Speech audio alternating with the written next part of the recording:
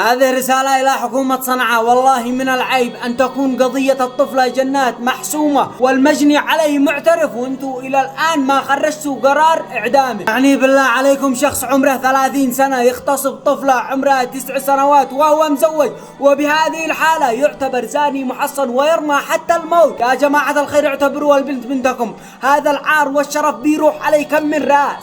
ليش بتستهينوا بهذول القضايا؟ إذا سكتوا على هذول القضايا بتنتشر الاغتصابات في بلادنا وبيزيد الانفتاح.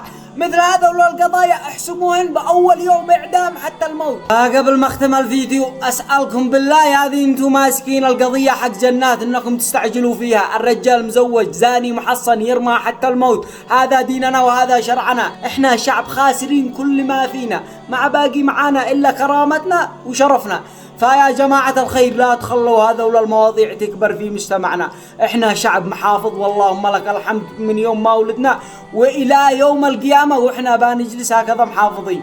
فرسالة إلى الحكام الذي عاد عندهم ضمير وذمة، أسألكم بالله إذا ما نزلتوا والدي أي مغتصب إعدام، هذا شرف وعار. عقلوا وما لكم أنتوا تستهينوا بهذول الأشياء. أنتوا قصدكم إن إحنا عنوقف نشر عن الطفلة جنات؟ لا ورب الكعبة، لو يضطر الأمر أكون أنشر كل ساعة فيديو. احسموا القضية، الرجال معترف، نسأل من الله الهداية. حياتي.